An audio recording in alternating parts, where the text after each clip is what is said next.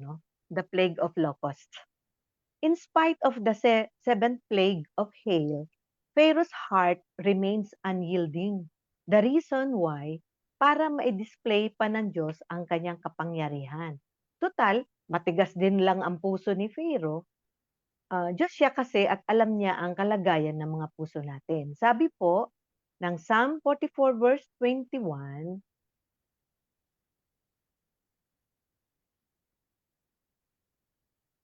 would not God have discovered it, since He knows the secrets of the heart?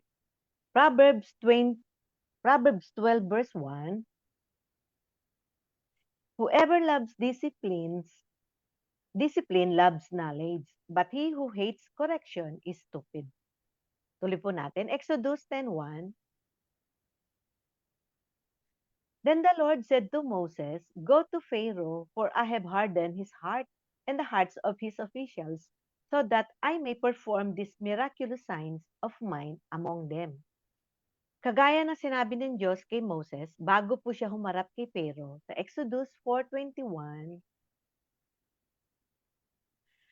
the Lord said to Moses, when you return to Egypt, see that you perform before Pharaoh all the wonders I have given you the power to do. But I will harden his heart so that he will not let the people go. Ang purpose, kaya po ito ginagawa ng Diyos ay, sabi po sa Exodus 10:2, that you may tell your children and grandchildren how I dealt harshly with the Egyptians and how I performed my signs among them, and that you may know that I am the Lord. Here is God, here God is asserting His authority and power at binibigyang diin ang kahalagan ng pag-alaala at pagpasa sa mga susunod na henerasyon ng kwento ng kanyang mga makapangyarihang gawa. God wants the Israelites to remember and pass down to future generations about His mighty acts and judgments, so they may know and trust Him. Una, to remember His mighty acts. Pangalawa, to pass down their faith to future generations. Pangatlo, to know and trust God as the Lord. Tuloy po natin Exodus 10:3.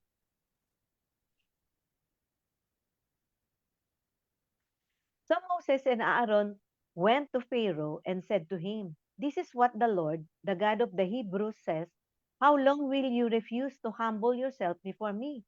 Let my people go so that they may worship me. God's message to Pharaoh, submit to me and release my people so they can worship me. This verse demands humility, obedience, and freedom to worship, for worship. The plagues were not just punishment but also signs of God's power and authority, intended to make Pharaoh and the Israelites know that He is the Lord. Why God says, so that I may perform the signs of mine among them. Litin po natin Exodus 10:1.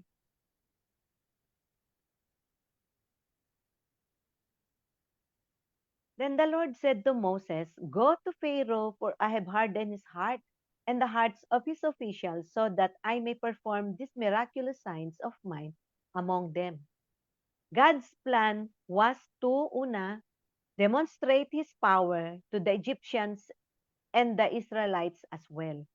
Pangalawa, to humble Pharaoh. Pangatlo, to redeem his people, the Israelites.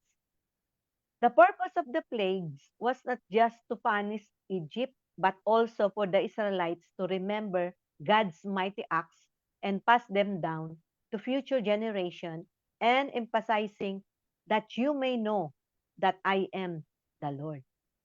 Exodus 10:2,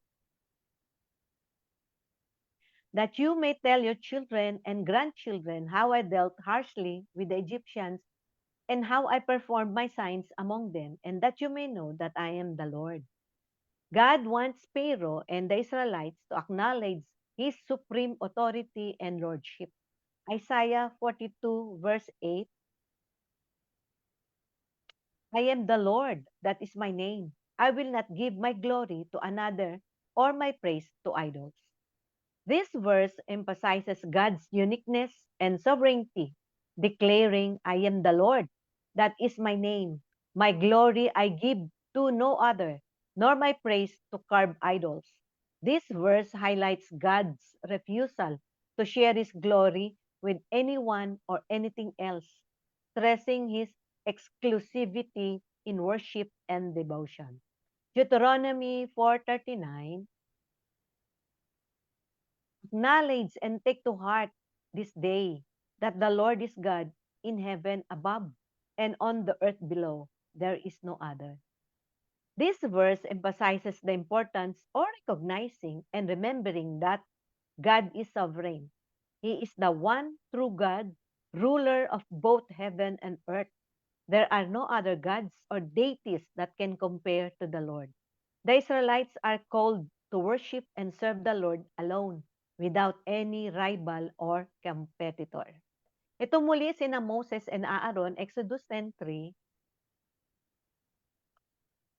So Moses and Aaron went to Pharaoh and said to him, "This is what the Lord, the God of the Hebrews, says. How long will you refuse to humble yourself before me?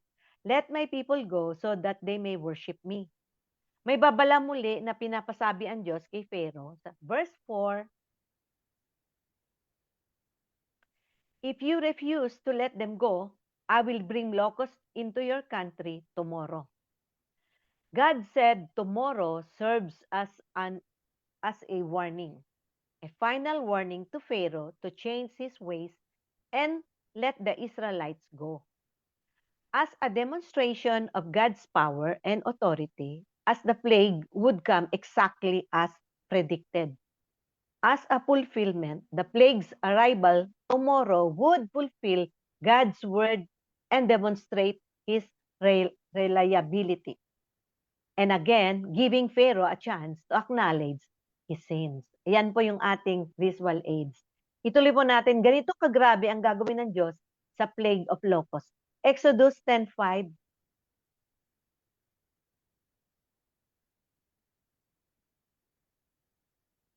They will cover the face of the ground so that it cannot be seen.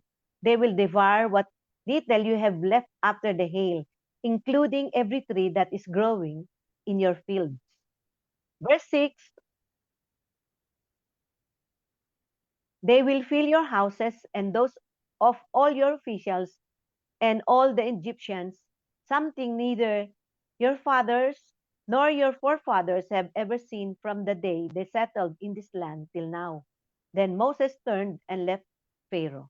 Ganyan kabagsik, pasuyo nga po ulit yung ating visual aid. Ganyan kabagsik ang kapangyarihan ng Diyos sa salot na ipapadala niya sa mga Egyptian. Ngunit ang mga officials ni Pharaoh tila nais na mag-yield sa pride nila, ngunit si Pharaoh ay patuloy pa rin sa pagmamatigas ng puso niya at ayaw kilalanin ang kapangyarihan ng Diyos. Salamat po. Verse 7,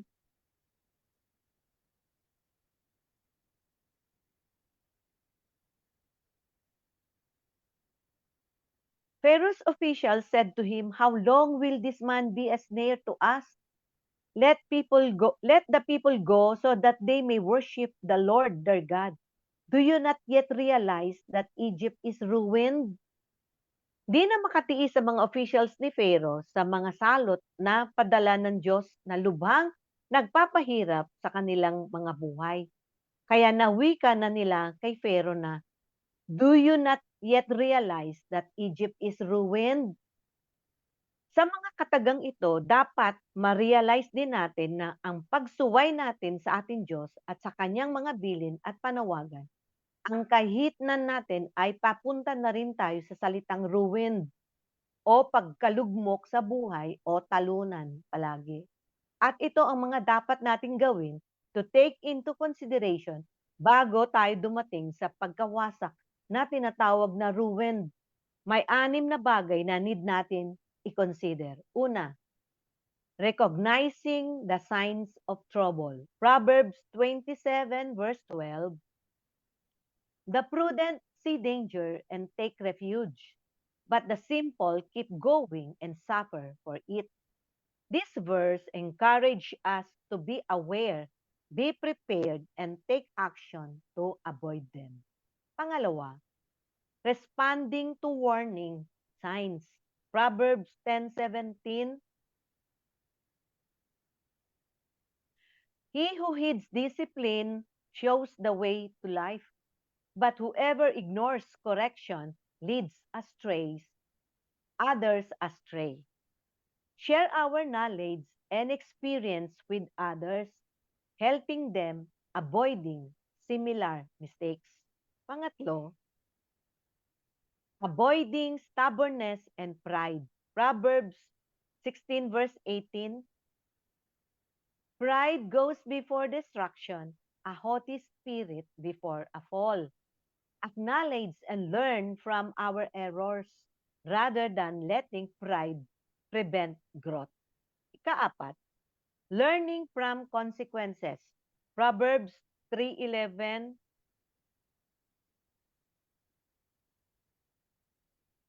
My son, do not despise the Lord's discipline and do not resent his rebuke. Verse 12, because the Lord disciplines those he loves, as a father the son he delights in. Embracing discipline and correction helps us to learn and to grow. Being open to feedback and correction allows us to improve and mature. Kalima, seeking wisdom and insight. Proverbs 4:5, get wisdom, get understanding. Do not forget my words or swerve from them. This verse is encourage us to seek wisdom and understanding in all aspects of life. Hold on to valuable insights and lessons learned. Avoid distractions and stay committed to gaining wisdom. Panghuli, humility and willingness to change. Proverbs 11 verse 2.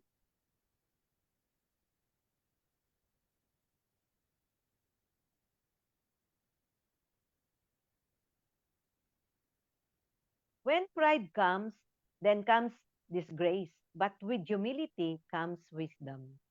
Understand that pride can lead to disgrace and negative outcomes. Cultivate humility to gain wisdom and make better decisions. At heto po muli si Pharaoh, Exodus 10:8. Then Moses and Aaron were brought back to Pharaoh. Go, worship the Lord your God, he said, but just who will be going? Ang tugon ni Moses sa verse 9,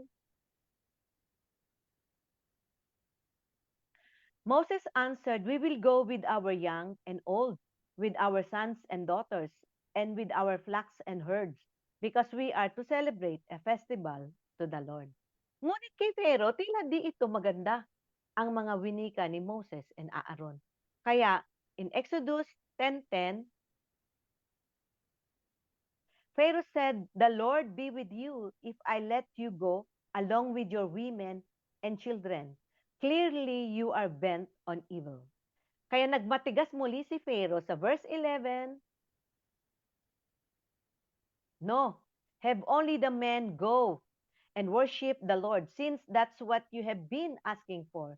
Then Moses and Aaron were driven out of Pharaoh's presence.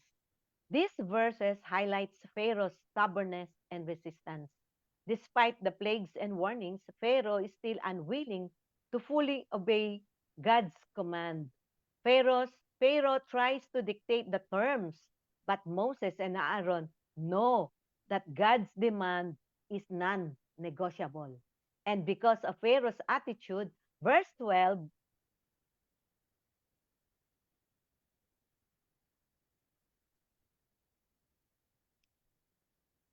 and the Lord said to Moses, stretch out your hand over Egypt so that locusts will swarm over the land and devour everything growing in the fields, everything left by the hail. Locust physical appearance, alamin natin ng unti kung bakit po ito ang pinili ng Diyos isama sa isa sa mga salot na ibinigay niya sa mga Egyptian. Una, locusts are typically 0.5 to 3 inches long, with some species reaching up to 13 centimeter in length. Yan. Malaki po yan, mahaba po yan. No?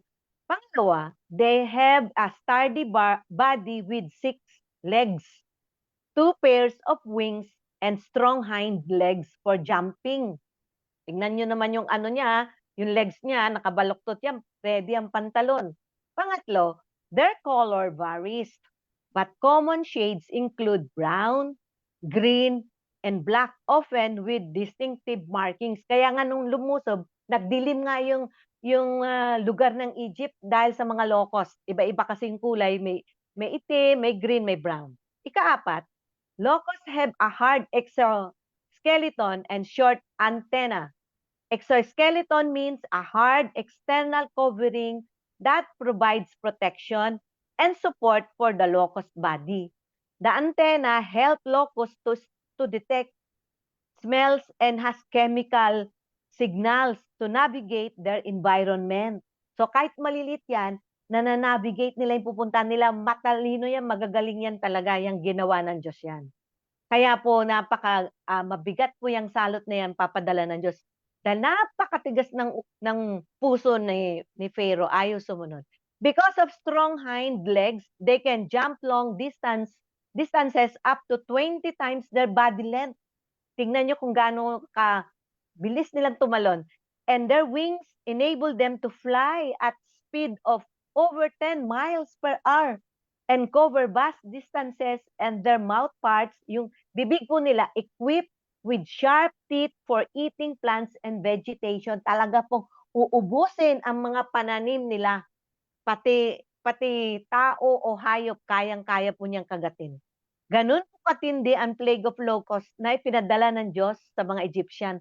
Talagang uubusin ang lahat ng mga greens sa paligid nila.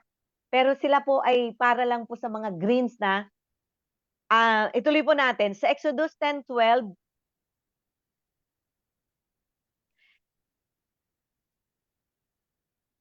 and the Lord said to Moses, stretch out your hand over Egypt so that locusts will swarm over the land and devour everything growing in the fields, everything left by the hail.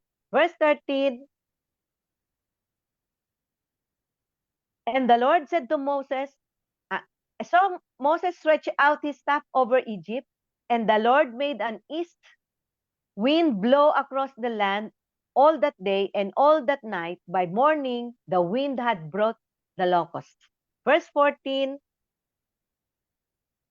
they invaded all Egypt and settled down in every area of the country in great numbers.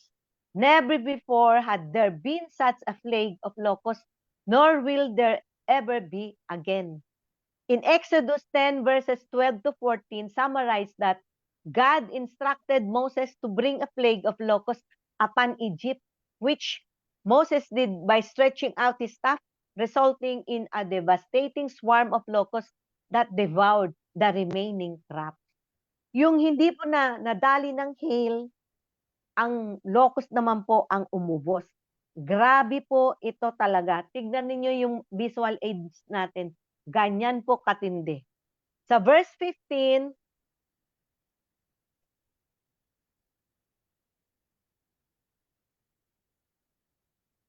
they covered all the ground until it was black.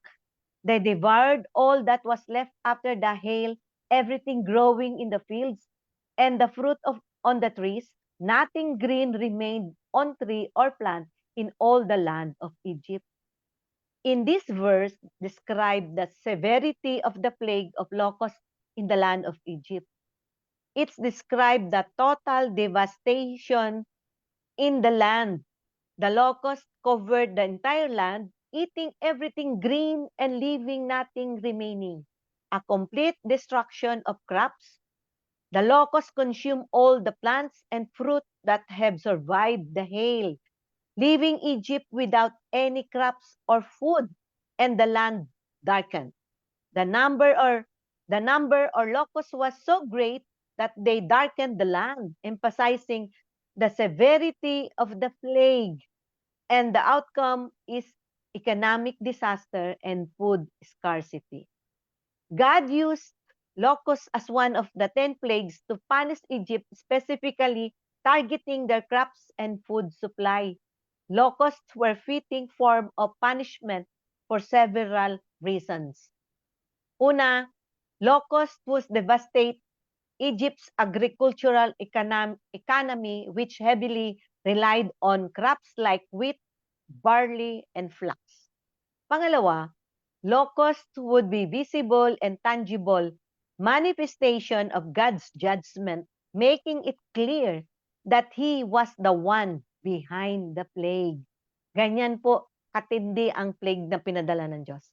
Pangatlo, locusts would consume crops, leading to food shortage and economic hardship, further weakening the Egyptian economy and society. Kaapat, locusts may have also symbolized the overwhelming and destructive nature of God's punishment. And because of this, heto muli si Pharaoh nag-display ng pang-ibabaw ng pagsisisi.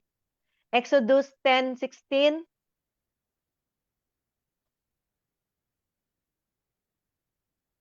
Pharaoh quickly summoned Moses and Aaron and said, I have sinned against the Lord your God and against you.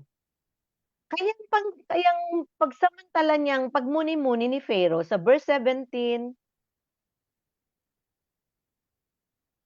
now, kaya sinabing pagmuni-muni niya, now forgive my sin once more and pray to the Lord your God to take this deadly plague away from me.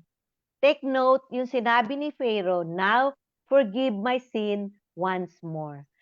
Pharaoh's request shows a moment of humility when he acknowledged his sin and asked for forgiveness.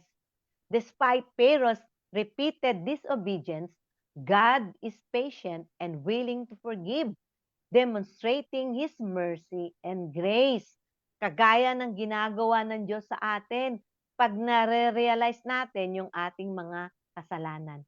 Psalm 51 verse 2,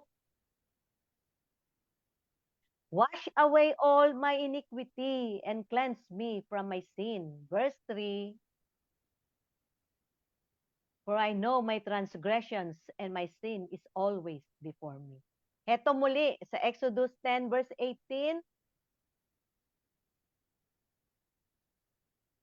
Moses then left Pharaoh and prayed to the Lord. Verse 19, and the Lord changed the wind to a very strong west wind, which caught up the locusts and carried them into the Red Sea. Not a locust was left anywhere in Egypt. In these verses, Moses prays to God on Pharaoh's behalf, demonstration his role as a mediator. God responds to Moses' prayer and removes the locust from Egypt, showing His power and mercy. Napakabait at maunawain talagang ating Diyos. Kahit palad natin sa ating Diyos. Hetong muli si Pharaoh sa pagmamatigas ng kanyang puso. Verse 20, but the Lord hardened Pharaoh's heart and he would not let the Israelites go. Despite God's role in hardening Pharaoh's heart, Pharaoh is still accountable. Pharaoh is still held accountable for his actions and decisions. Here are some moral lessons we can learn from plague of locusts. Una, humility in the face of uncertainty. Just as the plague of locusts were beyond human control, life's challenge can be overwhelming. Let us learn to humble ourselves before God's sovereignty, seeking His guidance and wisdom in times of uncertainty. Proverbs 3:5, trust in the Lord with all your heart and lean not on your own understanding. Verse 6, in all your ways acknowledge Him and He will make your paths straight. May we trust in His plan and find peace in His presence. Pangalawa, resilience in the face of adversity. The plague of locusts devastated Egypt, but God's people can find hope in His restoration. Let us learn to be resilient means the ability to bounce back in the face of adversity, trusting that God can bring beauty from ashes and joy from mourning. Psalm 30 verse 5, For his anger lasts only a moment, but his favor lasts a lifetime. Weeping may remain for a night, but rejoicing comes in the morning. May we hold on to hope and find strength in his presence. Pangatlo, faithfulness in times of scarcity. The plague of locusts brought scarcity and hardship, but God's people can trust in his provision. Let us learn to be faithful in times of scarcity, trusting that God will provide for our needs. Psalm 23 verse 4, even though I walk through the valley of the shadow of death, I will fear no evil, for you are with me. Your rod and your staff, they comfort me. May we prioritize His kingdom and find contentment in His presence. Ikaapat, redemption and restoration. The plague of locusts demonstrate God's power to redeem and restore. Let us remember that He can bring good out of evil and restore what has been lost. Genesis 50 verse 20, you intended to harm me, but God intended it for good to accomplish what is now being done, the saving of many lives. May we trust in His ability to redeem and restore, bringing hope and new beginnings. Sa susunod na po yung plague of number 9. Ito po ang ating mensahe. Sandali po .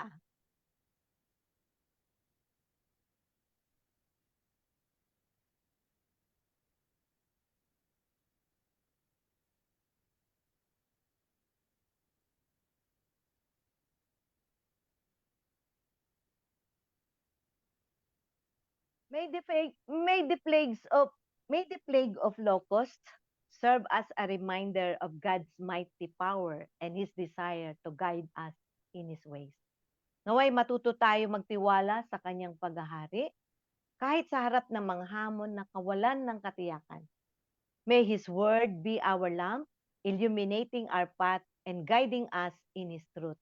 May we walk in His light, reflecting His love and character to others.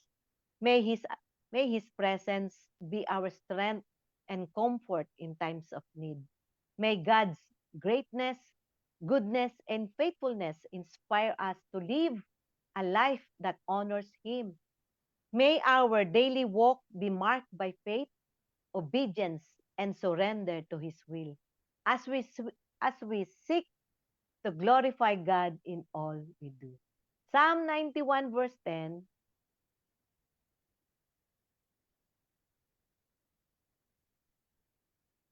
then no harm will befall you, no disaster will come near your tent. Verse 11, for He will command His angels concerning you to guard you in all your ways. Maraming salamat po sa pakikinig ninyo sa ating pag-aaral ng Plague of Locusts at yung sa susunod na po natin yung Plague of Darkness. Nawa meron po tayong natutunan sa ating pag-aaral sa mga salot na pinapadala ng Diyos sa land of Egypt. At ito po ay totoong nangyari at hindi lang po ito basta-basta kwento. Nawa po ay binabalikan po natin yung mga napag-aralan natin. Ang Diyos po ay napakabuti sa ating lahat. Inaanyahan ko po si Elder Darius na awitan ang ating makapangyarihang Diyos. Salamat po.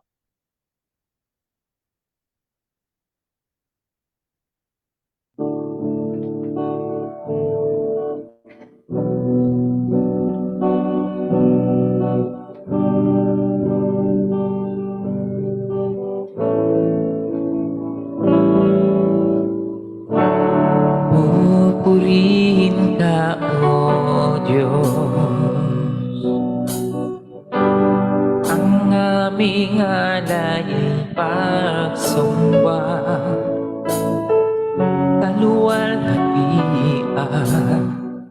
buong karangalan, kapangyarihan mo'y walang katulad. Purihin ka, O Diyos, ang aming alay ay pagsumba sa luwalhatian,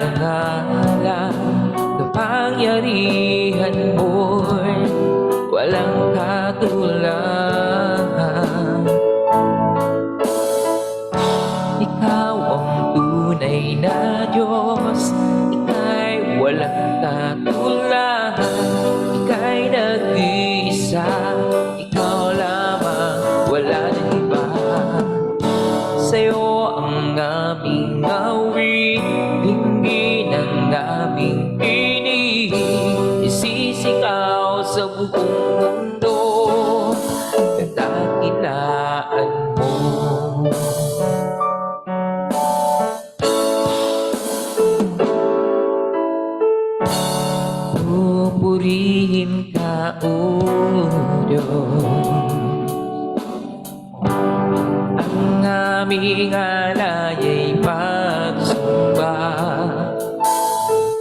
kaluwalhatian, buong karangalan, kapangyarihan mo'y walang katulad. Pupurihin ka, O Diyos. Ang aming alay ay pagsamba, kaluwalhatian, buong karangalan, kapangyarihan mo, walang katulad. Ikaw ang tunay na Diyos, ika'y walang katulad, ika'y nag-iisa, ikaw lamang, wala nang iba. Sa'yo ang aming awit, dinggin ang aming tinig, sisigaw sa buong mundo, kadakilaan mo, isisigaw sa buong mundo, kadakilaan mo, isisigaw sa buong mundo, kadakilaan mo. Ikaw ang tunay na Diyos, ika'y walang katulad, ika'y nag-iisa, ikaw lamang, wala nang iba. Sa'yo ang aming awit, dinggin ang aming tinig, isisigaw sa buong mundo, kadakilaan mo, isisigaw sa buong mundo, kadakilaan mo, isisigaw sa buong mundo, kadakilaan